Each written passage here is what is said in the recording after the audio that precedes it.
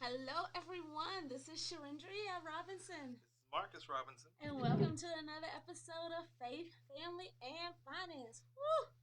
I need to catch my breath. Welcome, welcome, welcome. I don't even know where I'm looking. Is my camera? That will be your camera. Okay, great. Welcome, everybody. It's Sunday night. Let me tell you, today has felt like Saturday.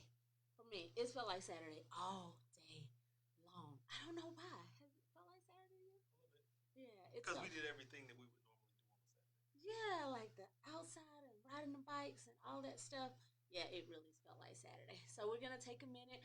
We're gonna share this to all these pages that we share this to, but at the same time, ask you to join us on this platform. Excuse me, the Robinson Coaches platform. I'm so excited about our topic this week.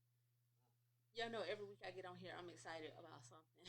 But we started this conversation last Sunday, and in the past 7 days, the world has just kind of taken this topic, and everybody is talking about it. I mean, it has been all in the news, it's been everywhere. So we're talking about getting back to church. Getting back to church. So go ahead and share this broadcast with those of your friends and your families who who need to be watching. Excuse me. Um, Type their names in the comment box. Share it on your page. Start a watch party. Do whatever it is you need to do because the conversation won't be a conversation without you. I mean, Marcus and I could sit and talk about this all day, right? We do. So, we We really do. So, so it's so great to be able to talk to somebody else. Oh. Yeah, yeah. It's gonna get interesting. Last week we had to literally cut this whole subject of what do we do when we get ready to go back to the church building. Right. Because I mean, the reality is we've not taken a break. The church is not dead. The church is not Sleeping. closed. The church is Yeah, not it's closed. The not church is not closed. asleep. But the buildings are. For the most part. And this week, our president made an announcement regarding churches, saying that it was totally fine for people to go back to church and that he recommends every church opening. Well, did you get the clip? We didn't do I, the clip. I didn't get the clip, but Oh. yeah. But I'm Okay. sure you've seen it. If you I hadn't, know. I I don't know. I thought believe it would have been cool to. I thought it would have been cool. I thought we were gonna play the clip yeah, while we were on here, it would but have been nice. yeah, you missed that one. That's okay. I know I mentioned it, but it's okay. I You tried. you have so many other things going on. Let me tell y'all, like before we get going, I know. That's Hey, not. everybody that's on, thank you so much. Hey, Valia, yes. Thank you It's everybody hard to that's hear. on. Okay. Keep going. Oh, okay, yeah. He's gonna fix my mic. Okay. Sorry, and that may have been the reason why somebody jumped on, jump off. Valia, thank you for letting us know that. If you cannot hear us, let us know. Instead of getting into our content, let me say this as I'm continuing to test. Y'all let us know if y'all can hear us. Okay. I want to say Marcus is great, y'all. Like he is really great. I don't know how many of you are on our other page, our church page, but Marcus has learned a whole new skill in these 2 months, 3 months, 2 months that Yeah. we've been home. Like he really has learned an entirely new skill. He was already like the best keyboard player, one of the best musicians I know, the best, excuse me. And now just mastering the internet and mastering these different platforms and being able to do all this neat stuff. Like kudos to him. Let us know if you can hear us. Is this any bit? Is Okay. this better?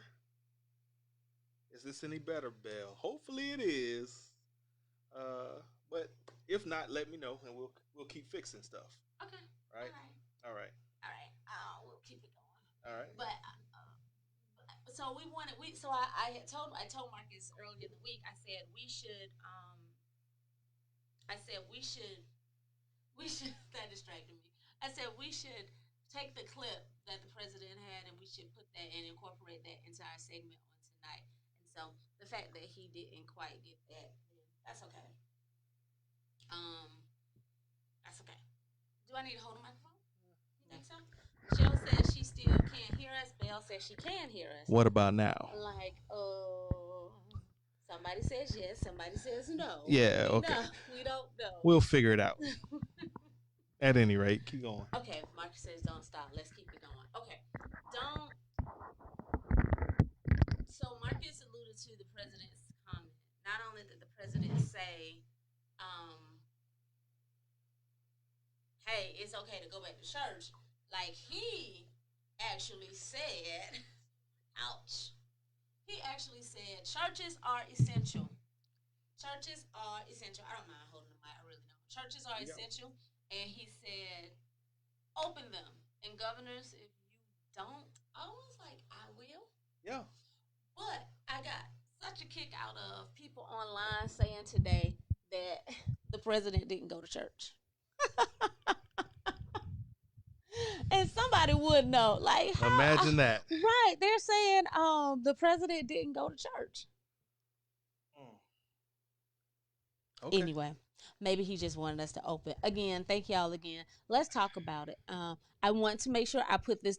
I want to make sure I say this. It's not even a disclaimer. I just want to say this to people because some people who come on this platform do know us or know me to be pastor of Mount Olive on the Hill, and we are not.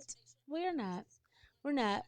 We'll be right here worshiping next week. We're not. We will not be in the building. We will though have church. We'll have church. We will have church. Am I kind of behind you? Should I come up some? Sure. Okay, great. We will have church. We're trying to get it together. We won't be in the building. That's right. But we will have church. We will have church. Okay. So the church is not the building. The church is not the building. I repeat, okay. The church is not the building. Okay. Some have asked the question. I've heard two schools of thought. And I think they're interrelated. I've heard this week someone ask a question or make a proclamation, but I'll pose it in the form of a question. Is the urgency to reopen, I guess there were three, based on, is the difference in how people feel about reopening? Are those differences huge based on racial lines? So are the differences in the way we feel about opening and closing based on that? And someone took a spin and said they don't believe it's necessarily racial, but what about political lines? Like, is there a big difference along racial lines, along age, and along political lines in terms of how people feel about the building opening or closing? And I know Taylor Timmons, who usually watches, she had posted a question similar to this on her page. I had two other conversations, independent conversations with other individuals about those items I just mentioned as well. So what do you think? Because those are things we don't talk about. Like, we don't really talk about politics. We don't talk about race. We don't talk about those things. Those are like forbidden fruits, though. Right. I mean, think about it. When you're in high school, when you're in college, the first thing they tell you is you don't talk about sex, religion, or politics. Mm-hmm. Yet these are the things that either will unite us or will separate us. And right now they've been separating us. And right now we're at like a crossroads to figure out, okay, what are we going to do? The reality is this pandemic has hit everyone. And everyone's business, everyone's way of life has pretty much shut down for the most part. And so the question is, where do we go from here? Right? And so our president says, let's open up everything. We got to get this economy back on the road. Part of that economy is church, because church is one of the largest businesses in the world. Right. Okay. And so we've got to get to the point where we figure out what normacy looks like. Right. So the folks that come from communities that look like me, we tend to be a little skeptical anyway, mm-hmm. because we've been the product of some things that went bad in the past. Right. So this is no different for us. So as far as going to church under an executive order, right, mm-hmm. Is not anything that we are looking forward to doing, but yet we're looking forward to doing. Mm-hmm. So it's almost like, okay, we want to go, but we're scared to go. We want to go, but not really. And so it brings the whole thing to light. Okay, as far as those of us who go to church, why do we go? It makes us get back down to all of the basic questions, the tenets of our faith. What do we believe? Why do we believe it? How do we share it? Is it necessary to come to church, to the four walls of the church, or can we continue to do like we've been doing? Figure out these internet airways, figure out how to save money, figure out how to share. That's kind of where we are. And right now, the body of Christ, along with the world, is divided. Yeah. And you said something that made me think about the church, Mm-hmm. as next Sunday, many Christians around the world will be celebrating Pentecost. Okay. And when we think about Pentecost, we think about the birth of the church, if you will. In those days, though, when we read the book of Acts and we go back and we study church history, house churches was where it was at. I Mhm. mean, people were having church. Like, you would come to my house or I would go to your house, and this is how the gospel was spread. I mean, can you think about during during that era when thousands and millions eventually, became Christians, they didn't even have the internet. Right. And now we're trying to reach everybody through the internet. They didn't even have the internet, and they reached so many people. Absolutely. I mean, the vast majority of the world, that early church will say there was no internet airways for all of that stuff to No happen. phone. Well, right. But are we being forced? And someone said this. I read this. Was saying we don't need the building because we need to go back to that. Like, we need to go back to, gathering in the houses. Which, well, I can't totally agree with that because people don't want to gather in houses right now. Right. So what do y'all think? Let's make sure we pull you into this conversation. But people don't want to gather in houses. I agree with, we do need to go back to that grassroots way of reaching people and stop being so arrogant in thinking. I think the building has spoiled us, Right. and the building has made us think people need to come to us. Right. Like, come to me. Right. And the bigger my building is, the fancier my building, the more gadgets and things that I have, the more people will be drawn unto me, not unto Christ. Right. And so we've become crippled. And we don't know how to go out into the field and preach to the masses as they did if you study early church history. Right. And people be drawn to that. We want people to come to us inside the building. Well, isn't it ironic how literally God has pulled the cover off of the fact that we don't know how to evangelize in many cases? Yeah, I keep you You know and what I you mean? keep saying that, and I'm right there with you. Literally. I'm right there with you. I think you hit the nail on the head. The reality is the Bible talks about how we should go into all ye lands. And right now, our mindset is if we build it, they'll come. Right. I'm a real estate developer. I believe that. You like buildings. However, you like buildings. Yes. the reality is this: when it comes down to building anything, especially your faith will not be based on where you go. Wow. Your faith will be based on who you know. And so at the end of the day, do you know Jesus? Yeah, I mean, that's, do you love him? if this is the faith that you're subscribing to, yeah. you gotta, because think about it, especially in our community. I can't say especially in our community because it's not necessarily our community, but the reality is everything changed a few months ago. Our faith has to be stronger in all of the areas that it was weak. So if you came to church looking for your pastor to lay hands on you, that probably won't happen right now. So now what? If you hadn't had a hug all week, yeah, like some people, I mean, that's a real thing. That's right? true. I mean, I would say it in church all the time. I Yeah. would always say, some people haven't had a hug all week. Like, let's go, and that's what we would do. We would pass the peace. We would greet our neighbor in such a way to make them feel welcome and provide Something. that emotional support. Yeah, I would say fix, but you say support. Okay. That's a better word. But yeah, so yeah, sorry y'all. But this is the thing, really, the whole idea of coming to church every week to get your fix, go back and come again to get the same fix, that day is over. And so how do we handle, like, we're talking about going to church, right? Just the building. But think about it. We have to change our educational system in the church.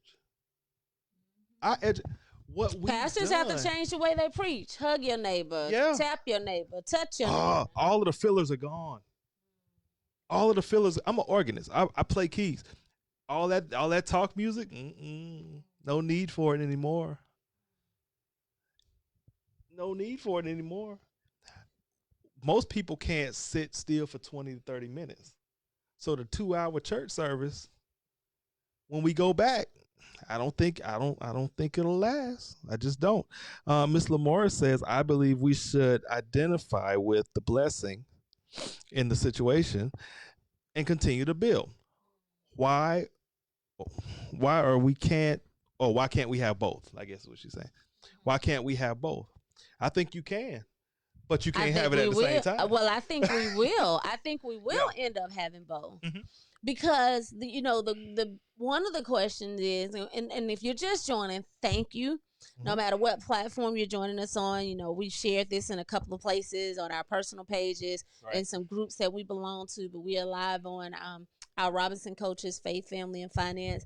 So we ask, if you don't like that page already, to come on over to that page. And today we're continuing our conversation from last week, where we brought up the topic, just are we ready to go back to the building? Are we ready to open the church house? So picking up with Ms. Lamoris's comment, as we begin to go back in the building, because believe it or not, people are going back into the buildings right now. And some buildings, as people pointed out, they never closed. Some buildings, they've never closed. And people are doing fine. Some buildings, they never closed and the pastor has passed away. Others have passed away. But as we go back, will we abandon our online audience once we go back to the building? Because I do believe that there will be a group of people who won't be comfortable. That's right. Coming back to the building. People who have underlying conditions, people who fit that vulnerable category, vulnerable population, who are part of the vulnerable population. Our seniors. Well, yeah.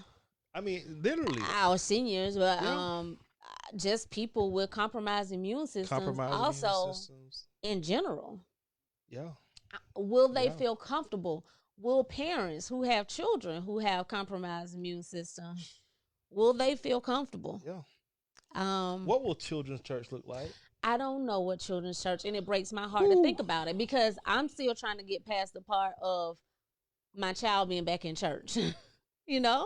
Well, right. Yeah, I'm still stuck right there. Yeah. As having a child or two, actually, not long after Kayla was born. They were born in June. I think that December he was like in the hospital for these respiratory things, and just still throughout this season, the past couple of weeks, just these runny, watery eyes. And I know a lot of it is related to his allergies, but I mean, all three of them, I just wonder what it would look like. And I would be very cautious. And I said on the last broadcast, whatever is the first Sunday we go back to the building, those won't be there. Okay, church daycares, you're right. And I'm gonna say this, and I'm gonna. We still need to talk about that, ma'am. We still need to talk about that. It's still moving. It's still happening. I need to talk to you.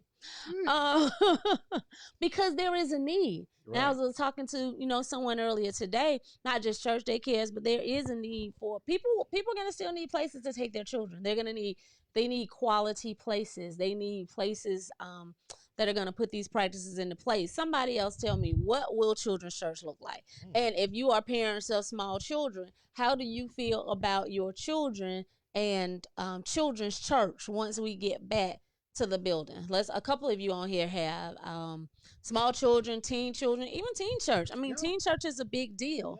And just being at home, how are your children engaging or interacting with church? What does church feel like for them? In our house, I mean, it's crazy. Not that Batman and Iron Man and Spider-Man didn't go to the building, but they are definitely here, and it's definitely a competition. We're meeting like, okay, can you put the toy down just for 20 minutes? Mama don't even preach that long. Can you just put it down for a few minutes? Toys, tablets, wrestling. Yeah, like during church. Right. But that's where we are. You know, What you that's don't where see. that's where we are. Yeah, that's what you don't see. Like this morning, I asked Kyle. I said, what did mommy preach about? Because he was doing everything during that sermon, y'all. He was doing everything, and I think he ended up saying I preached about. Jesus. He said, "Well, duh." Safe He's answer. like, he said, "No." He said, "I preached about Jesus." He said, "I preached about God." And what did he say about God? He said one word that I said. Oh, God has not forgotten us. That's yeah. what he said. Oh yeah. He heard that one line, and Themes. he Checked went out. with him. He was right though. That is kind of what I preached about. Pretty much.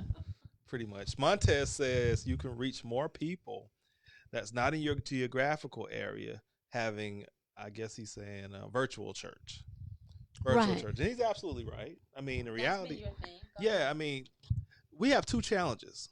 How do we take care of the people who currently go to our churches, who are members, who are part of the fellowship? How do we take care of those people? The second thing is, how do we handle our mission that God gave us to reach the world, right? So it's like it's twofold. We don't just have one problem, we have two. And so, the internet, leveraging the power of the internet can get us to other people, as Montez said, in different geographical regions, again, which would change how we do church. Because, for instance, we're from two different geographical areas. I'm from upstate South Carolina. She's from what part of Georgia? That's not Middle Georgia. That would be, or would it be? Not really. Okay, some part of Georgia. So she ain't saying nothing about it, so I'm just gonna say some part of Georgia. So Middle Georgia. All right. So how we do church in Greenville is totally different how they do church in Warren County. So literally, it doesn't make it bad or good. It's just an experience. It's an exposure, right? Well, imagine doing this in Europe. I've been to Europe several times and had to do ministry. Things that they do in Europe versus things that we do here, it is totally different. For instance, they might choose to literally just, have bottles of wine at the church service, not for Easter, Nope. not for communion. Nope. I'm talking about after church. Just after church. Just like we might have a soda, like we might have lemonade or some type of tea. Mhm. They might just pull out something much, much stronger. And it is And it's a part of their socially fellowship. acceptable, right? Or it's a situation where, they just have traditions that we don't have, just like we have traditions that they don't have. Right. So again, the gospel has to be applicable for everybody, every creature, every person. So when we start going back to church, God is giving us time to get some of this stuff right, because we have a lot of erroneous teaching out there. And the reality is we have time to get with our church leaders and say, okay, what is God saying in this season? I understand what our tradition was. I understand how we were birthed. I understand the situation that we came out of. However, what is he saying now? Because whatever we did to this point will not get us home. Whatever we did, whether it was right, wrong, or indifferent. Nobody's tradition was 100% right. This is true. And being able to, last week, one of the things that we brought up was a book by Samuel Chan entitled Church Culture. It talked about your church culture, and I said that last week, that every church has a culture, and we have to figure out what is our church's culture. And when we start talking about doing church or having church via the internet, and this becoming, if internet church, if e-church is not a part, if you're not willing to embrace that as a part of your church's culture, then now you have to ask yourself, am I a part of a dying church? Like, we were asking the question before about us being a part of a dying church anyway. Because I have a professor who likes to challenge us and like to say, is the church dying? I mean, will the church even be relevant 25, 35 years from now, with so many people pre-COVID-19 just abandoning the church? So many people, especially of particular age group, demographic, just literally abandoning the church. We were asking that question before COVID-19. And so now here we are in the middle of this pandemic, And we really have to begin to ask ourselves, how are we planning? So for all of my deacons and associate pastors and leaders who are on here, how are we planning for the next season? And is each church a part of our plan? Are we willing and interested in investing more in this, investing in the technology to reach people where they are? Because the truth of the matter is we have to begin to evangelize the people, and we can't evangelize the people by me saying, okay, everybody come to my house every Sunday, or meet me in the field or do whatever, because in this day and age now we're practicing this social distancing. So the one of the most effective ways I would like to believe for me to reach you is reaching you through this platform. Right. Absolutely. I mean, Montez says this is a season. This is, I can't read tonight. This is the season personal and I guess spiritual evaluation. Yeah. You're right. You're right. It really is. Yeah. How do we do this thing? I mean, and what's interesting, because churches are not meeting. I mean, even with phone calls, Zoom, churches are still not meeting, solving problems. We're trying to figure out where we are. You know what I mean? So it's kind of like if we've done church for the last 300 years a certain way, and all of a sudden we can't do what we do, are we really doing church? People find it hard to believe. People find it very hard to believe that it's the end of May and we're still here. Mm-hmm. People thought when our churches closed that we would be closed for 2 weeks, 3 weeks. You know, it was okay. We were definitely going to be back, and forgive me, you know what I mean when I say church closed. I cringe and catch myself every time I say it. I know we're talking about the building, but people really thought when the building closed that in 2 weeks we would be back. We definitely thought that by Easter we would be back. Mother's Day? We then thought, okay, that's okay. By Mother's Day, we're going to be back. Sure. And, you know, we're still not, y'all. We're not. And so at what point do we sit down, as many are making the plans to go back in, at what point do we sit down and begin to really strategize about what does the next 3 to 6 months look like? Yeah.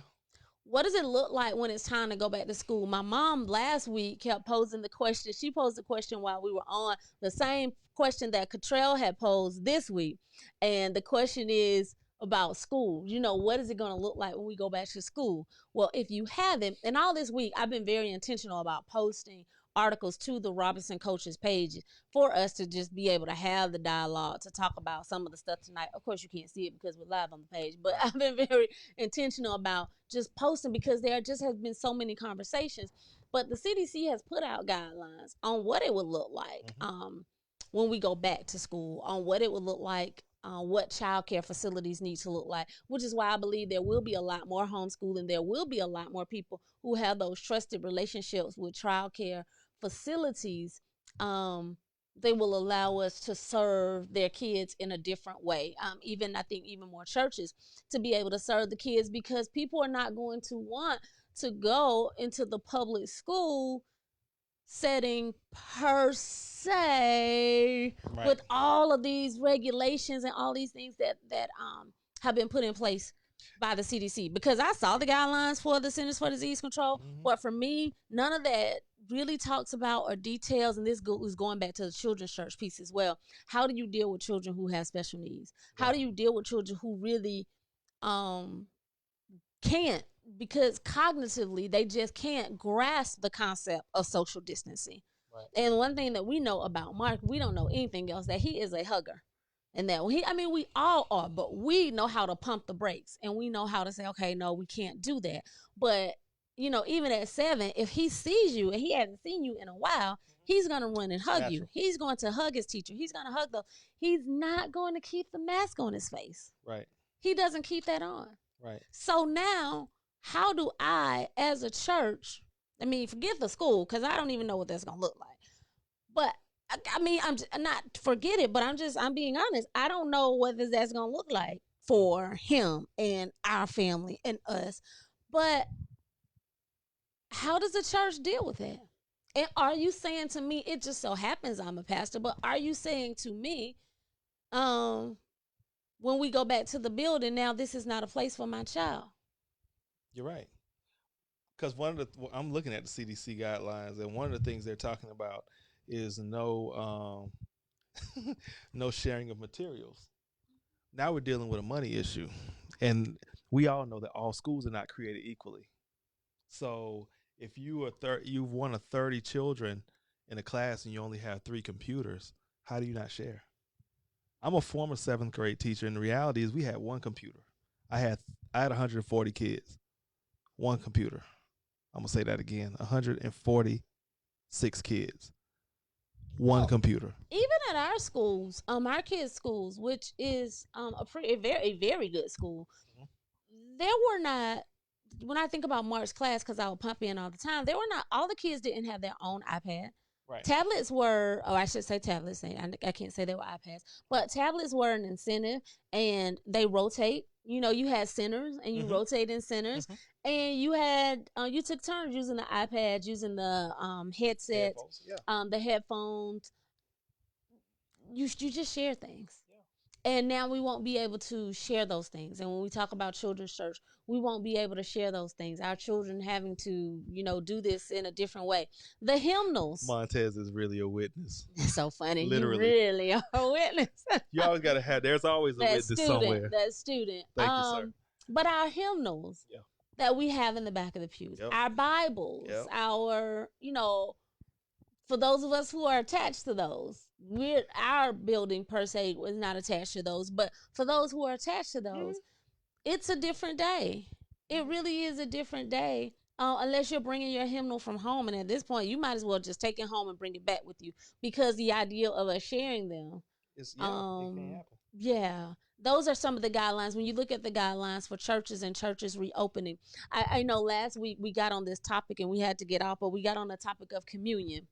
And was talking about communion. And my sister-in-law, Belle, I think she's still on tonight. And some of you were saying you never heard of or never imagined, having the communion from the single cup. And like she was mentioning on, maybe not on this platform, in one of the watch parties that you had started last week, the whole thought of prepackaged communion, like she was like, what is that? I've never heard of that. Because you grow up based on your faith. It's all about one cup and the one loaf. So everybody drinks from the single cup, and everybody takes a piece of the larger loaf. And so you can't just think about your church culture and your church dynamics. I mean, we have to look at this thing globally and how this pandemic is crippling people when you go back into the building. I know some Catholics, some United Methodists, some Pentecostal, some Methodist, a little bit of everybody is already gone back into the building. Right. But our practices cannot be the same. Not right now. Not for another year or so. Our practices can't be the same as the way they were in 2019.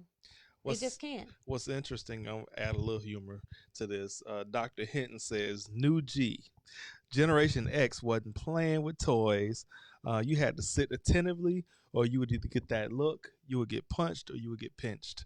Now, how do you handle, but these were the disciplinary measures that the mothers and the fathers of the church did to us. What would be the disciplinary measures that the church mothers will do with our kids? Because what you going to do? Squint at them? You can't touch them. I mean, it sounds crazy, but if you're from communities that look like mine, I mean, the reality is we're not the only parents. There's a community of people that help you take care of your children, and they have the ability to discipline your kids when you're not there. That's a tradition, right? So, it's just one of those things.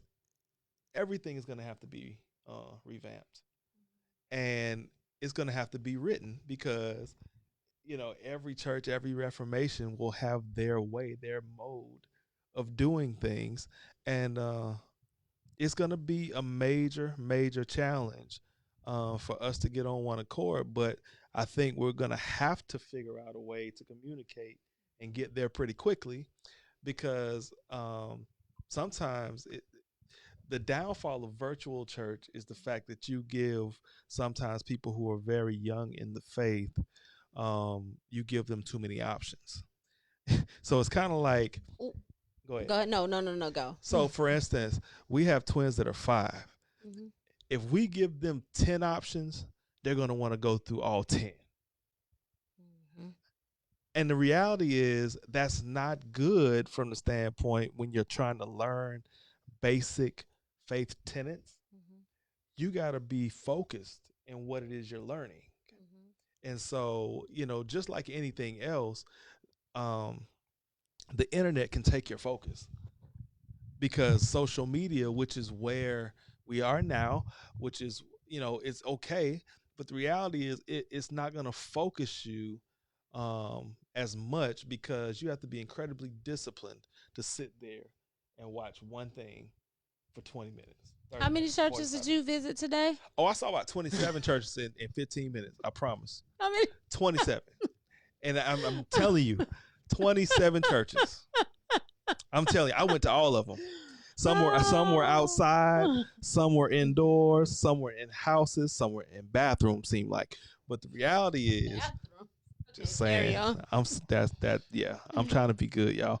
But really, you just have the option to just flip and scroll and do what you do, to your liking. So now we have to say something regarding our faith that's really worth something. Because if we don't, now people will try to get God on their to their convenience. Yeah. You know what I'm saying? And that's where we are right now. So we got to figure it out. And I think going back to, this professor and us talking about the dying church before we got to COVID-19, mm-hmm. I think we saw some of that then. I mean, when you really think about it, we were already talking about, let's just take the Christian church, for example. We were already talking about the decline in attendance in worship for the Christian church. We were already talking about the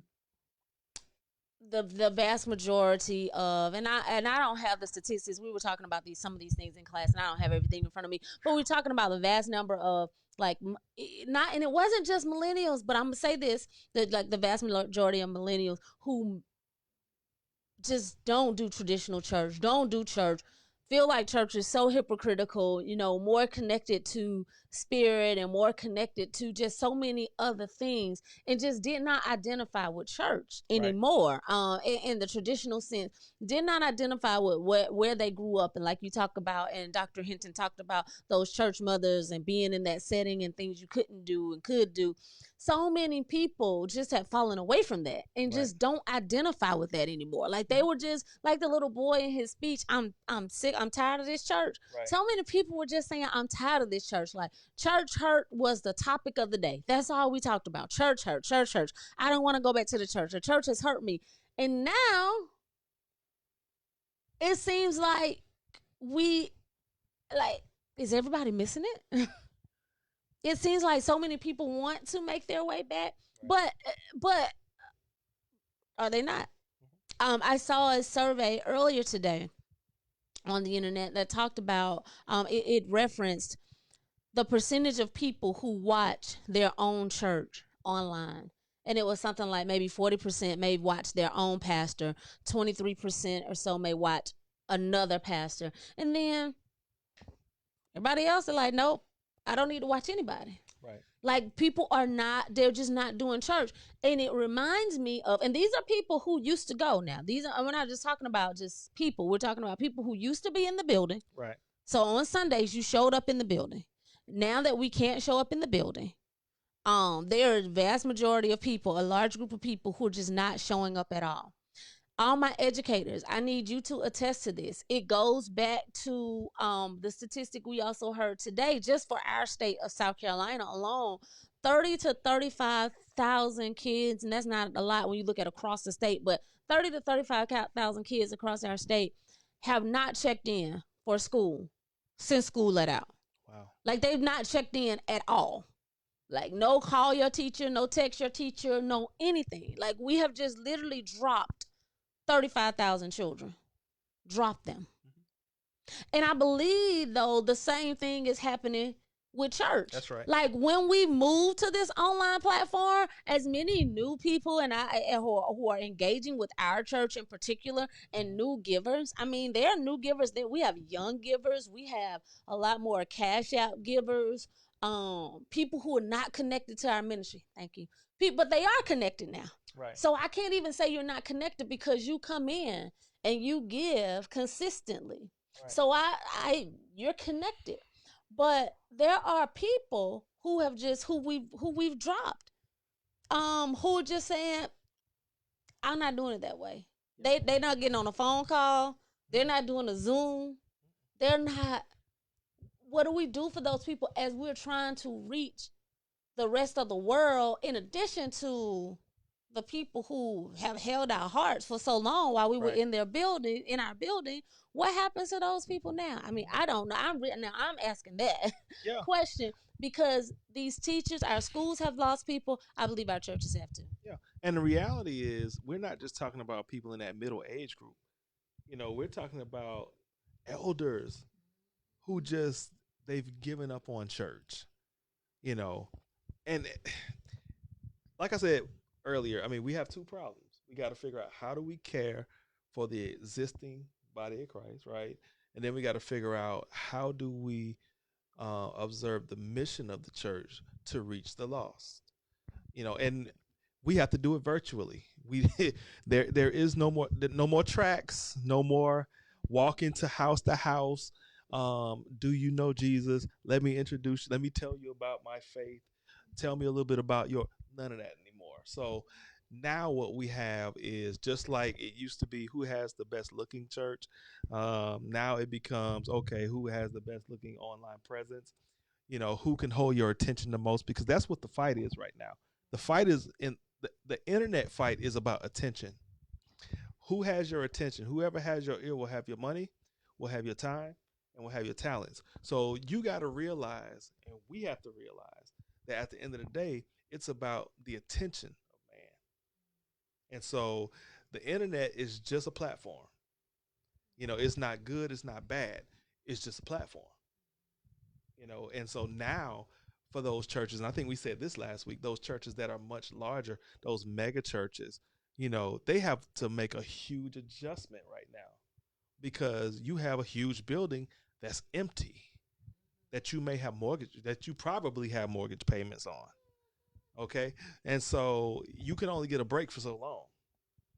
So there will be churches that don't make it. Let's be clear. Unfortunately, church buildings, and churches, because those churches occupied those buildings at one point. So go. But the reality is, all is not lost, because just like buildings come and go, the mission of the church was never about buildings. And so if we can ever get back to the point where we just start dealing with people as they come. Jesus basically dealt with people on the way to his next assignment. And I think I heard a pastor talk about what's next, or what do you do until you're next? I think that was Dr. Alonzo Johnson. Yeah, Dr. Johnson. Essentially something like that. Yeah. And so you got to be planning. You have to be planning. You have to plan for what's next. Yeah. Yeah. And so, and a lot of people are not. Well, think about it this way. Most people they're planning personally. They're receiving unemployment checks. They are trying to start businesses. They're trying to figure out new skill sets. What's the church doing? Praying. Cottrell keeps saying on here something about pray. But prayer is not a strategy. I know. Just like hope is not a strategy. Hope is not a strategy. But that's what we're doing. Like, I tell you, I am on more prayer calls. I love to pray. But there is a prayer call every 27 minutes in America. But no strategy sessions. With some group, some church, some whatever, there is a prayer call. But I'm pleased to announce that we are beginning to work on strategy to repeat. Yeah, those kids who haven't checked in. But that's the thing. We can't even allow them to repeat. And I don't know if my mom is still on here, but she mentioned, and I've heard some other educators mention, we can't fail the children during this time. Yeah. So if you were, if you were already failing before COVID-19 and then you're stopped school, all you could do now is improve your grade. But if you were an A student COVID-19 and then you just haven't checked in and haven't gone back to school, I have to give you that same grade that you had when you left school. And so that's one thing. But we have to make sure we're not just praying, but we have a plan. Yeah. And so part of the plan for us is this protective equipment. CDC, these same guidelines they have for schools, they also have put these guidelines up. Oh, I want to hit that, but I can't. You doing that. They also put these guidelines in place for churches as well. So have your church begun to order the protective equipment that we need? Most people, and I've heard people say, well, everybody should have a mask by now. These 35,000 kids haven't checked into school, I believe, probably because they don't have internet or they don't have a tablet or they don't have a way to tap in. They probably don't have a mask. Everybody does not have masks. But a lot of us like to think, everybody will have masks. But when you go back, and I did see this on the United Methodist Church for South Carolina, the United Methodist Church's webpage, the bishop did a great job of his team of putting together a plan for going back to church. And he has announced that starting the fourth Sunday, people have the blessings, the options to go back into their buildings the second Sunday in June for that particular denomination. Now, the beautiful part is each pastor will be able to use his or her own discretion based on the demographics of his and her congregation as to how they re-enter their building. Do we have protective equipment? Do we have the sanitizer?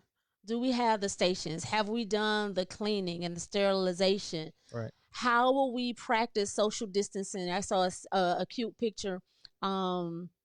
And again, I think I've shared several of these images on our Faith Family Finance page. So just take time to look at the page once we get out the broadcast tonight. But how some churches have put up like the blue painter's tape to rope off certain rows, and they put like nice little cute little biblical messages. Basically, they're telling people you can't sit here. Now imagine a person who sat in this seat for 27.5 years, and now you saying because of COVID-19 I can't go and sit in the seat that I've sat in like all my life, child. Bye. What if your family's name is on that seat? Yeah, you gotta be careful. You can't block off the pew that was dedicated by so and so's family. Right. That's so many things to look at. But they've gone in. We have to think about how will we block off the pews? Where will people sit? How will people sit? How will they enter the church? If we have multiple services, how will we disinfect the building between one service and the next service? Really? That's major. Yeah, and if you have smaller congregation, and you need to have multiple services so that you could honor social distancing. Yeah.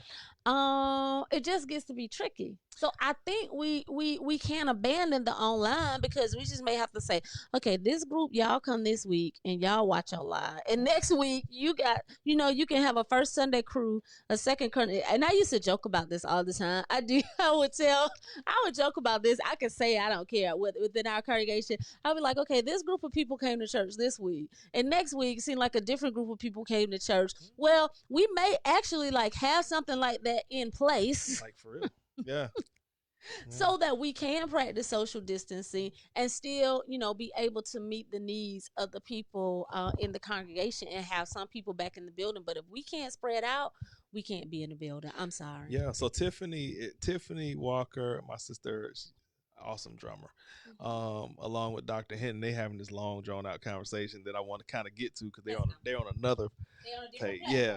So yeah. So Tiffany talks about how basically it's not just about prayer, but putting our faith in action.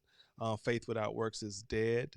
Therefore, we must be prepared for what may arise in all of these seasons. And Dr. Hinton talks about one of the cons of some churches, one of the struggles of some churches, is the fact that they talked against social media, and now they're trying to adjust. And it's a major struggle trying to build a platform that you've basically talked about for the last however many.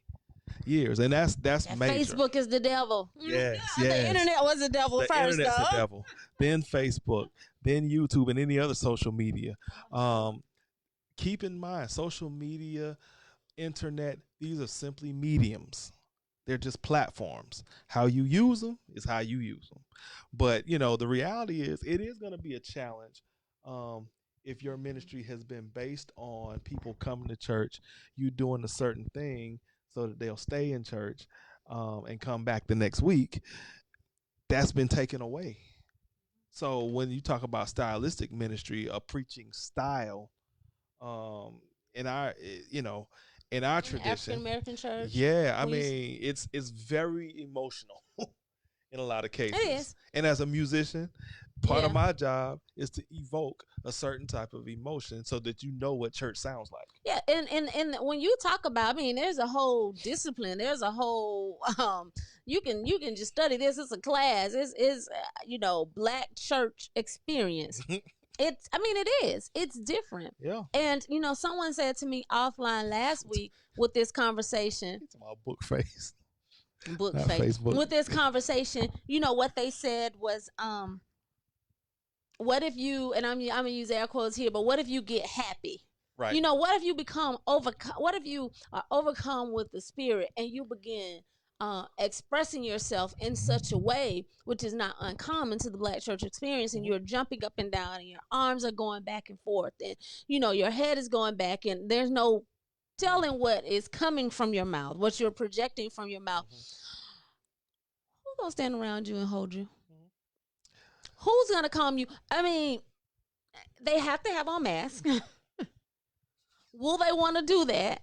Or will they just say, you better be for real, because if not, it's gonna really hurt when you hit that floor, because we're not doing that with We you. have cement floors, so you best be We're for not real. doing that with you. But these are things you have to think about with church culture and church experience. We're coming back to church. Ushers, no longer we just have on these little cute white gloves just because we wear the white gloves. You're gonna have those Plastic on, but you're gloves. gonna have on some gloves on top of those Yeah. gloves. Yeah. Ushers and altar workers, you're going to have on your mask. And they probably need to be the N95 mask. I mean, people don't think so. We just think, okay, I'm gonna wear my surgical mask. Everybody has masks, but you're probably gonna need to have on. You need to have on those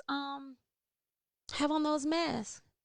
While you're there, are you even comfortable with working the altar? It's one thing when you have a job and you're getting paid to be a nurse or a doctor to work in this profession, but we don't have time. But the church don't have nurse, time. We don't Dr. have Hinton, time. please talk about the church Don't do nurse, it. Don't do it. the nurse that's been the nurse at the church, The one with the one that don't have the nursing degree. for 75 years. Yeah, no nursing degree, but she is the church nurse, and she comes dressed in her uniform and all. Absolutely.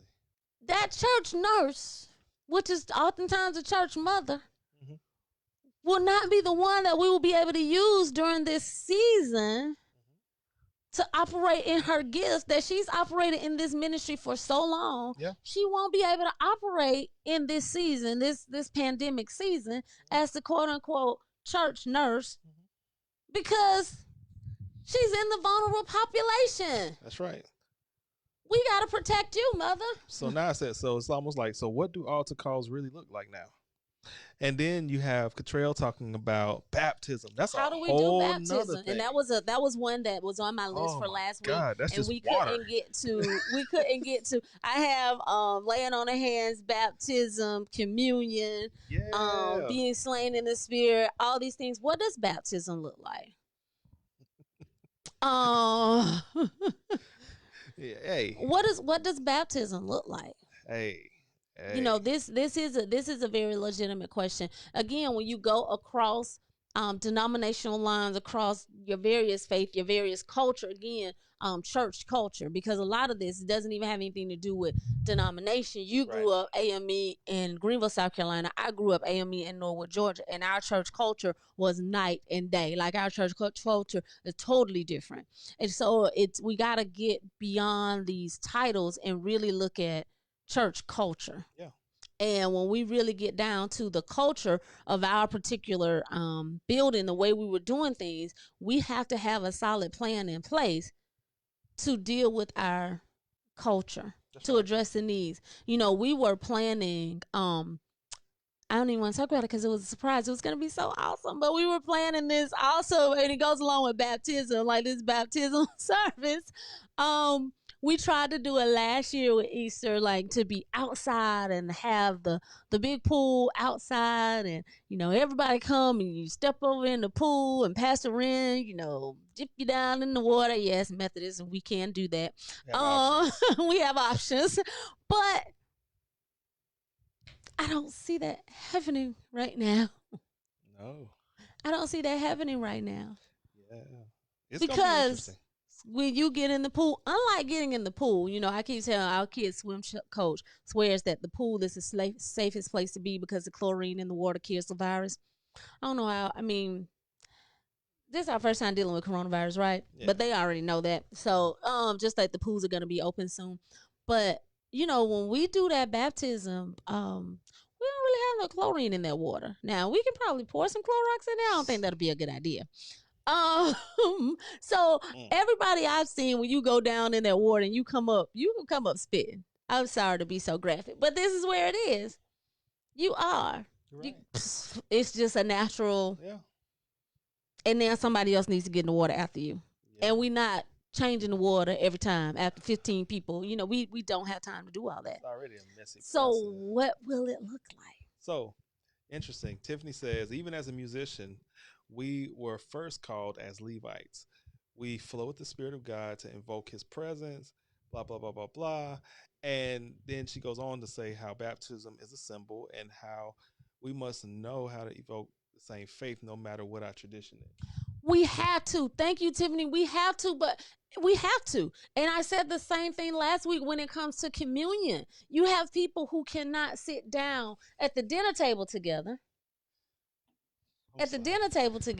Yeah. They share at the dinner table, but yet you're fussing because we can't have communion.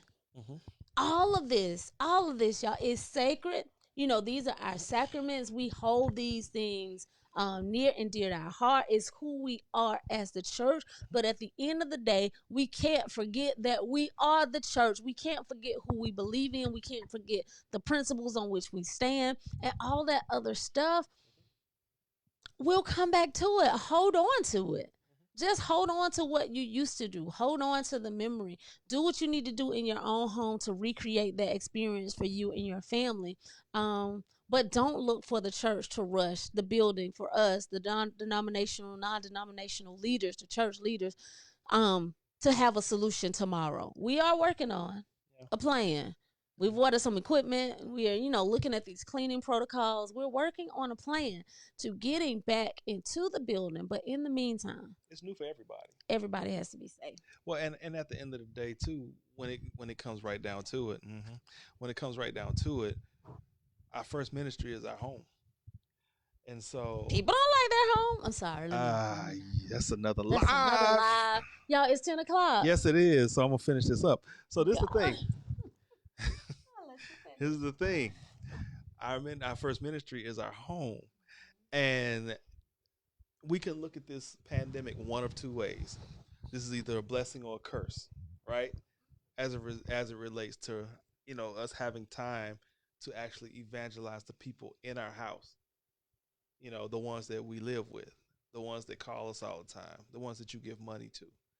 Those are the folks, if they're not saved, you have an opportunity right now to have real conversations with these people. You have time to eat with your children. You have time to spend time with your spouse. There are so many positive things that can come out of COVID if we allow it. But it's going to also reveal some things. If you don't like your kids, you're going to know. Now you got some things to work through. And church cannot be a substitute. Oh, preach. And it has been, y'all. I'm sorry. Yeah, it has been. Church it's been a substitute. cannot be a substitute for our responsibilities here at home.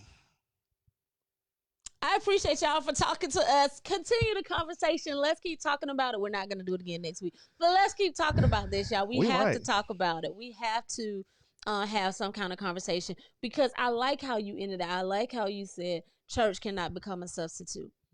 Mm. And I know so many people who you run to the church. We run to the church to escape so many problems, not just church, but we run to our jobs. We run wherever we can to escape the problems that are in our home. And now we have to confront them. Yeah. And they when we have power to do it. We have power to do it. You know, we're celebrating Pentecost as an event next week, but that power that we'll be talking about, it lives in you. And the reality is, if we can't access that power to solve some of our problems here, going to church won't matter anyway. Right. And Pentecost should be a lifestyle, like Mother's Day. I get it. I appreciate it. But Father's Day is coming up. Father's Jesus. A wonderful holiday. Observation. Father's Day is coming up. We need to celebrate you every day. Like our boys, I feel like they celebrate you every day. Like when you walk into the house from a long day of work, it's just like, Daddy's here. I'm like, oh my gosh. Like, wait. You know, it's a big deal. We have to celebrate these things every day, and not look for, 50 days after Easter to say, okay, let's celebrate Pentecost, or, celebrate Easter, or celebrate the birth of Christ. We have to do these things all the time. And I gotta mention this before we go. I'm sorry, y'all. We run a little bit over, but mine says, as what happens when the person comes to church and they don't practice the social distance? They don't practice the guidelines that we put in place. And y'all, there's always gonna be somebody who won't adhere to the guidelines. There's always somebody who don't follow the rules. They don't do it now. What do you do? They don't do it now. What do you do when they say, well, oh, I got faith and I'm walking by faith and I'm not doing that. I'm not doing that. I'm not doing that. That's when you better have a good, if you don't have security at your church. Gotta have a security team. If you don't team. have a good security team, if you don't have, Man. whoever. I said it. Exactly what I said. Yes. It's time to go. Men protect folks. I know. It's time to go. Women can. It's time to go. Because I know that one church I was a part of, there was a wonderful woman who was a part of the security team. She did an amazing job. Women can be on the security team. That's another conversation. That's not what I said. I know that's not what you said, but that's you said not we what don't I said. have men. I thank and praise God that I do any have. church that don't have men have problems. They do. I thank and praise God that I do have, and I know that there are men who. So happens after 10 o'clock hour. Yeah, see, Montez, you started this. We're gonna end on a good note. You started this. Somebody has to enforce the rules, and it can't necessarily be pastor. I'm too busy trying to be the pastor. Your pastor is busy trying to deal with now all these people are back in this building, and no, I don't want you to hug me. But let me tell you, a ministry that if you don't have one is about to be resurrected, you don't want them to hug me either.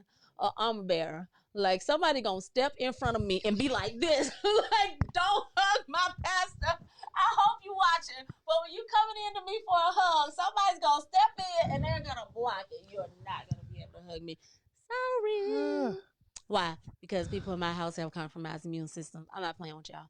Love you, love you, love you very much. Y'all, we will see y'all next week. Next week, another topic. I don't know what we're going to talk about. Have a great night. I do. I have an idea, but Okay, I have a plan, Marcus. I have plans. I have plans for us. Right. Have a great night. This has been wonderful. I hope you have a chance to laugh, if nothing else. We're laughing at this, but this is really serious. It's something that we have to deal with. It's something that we must address. And I pray that your leaders will also have a plan, and that now, as a part of these conversations the past 2 weeks, that you can help them. You can be a part of that plan and be a part of that conversation with your church leaders as you prepare to go back into the building. Don't know when, but let's keep talking about it. Love y'all. Bye-bye. Take care.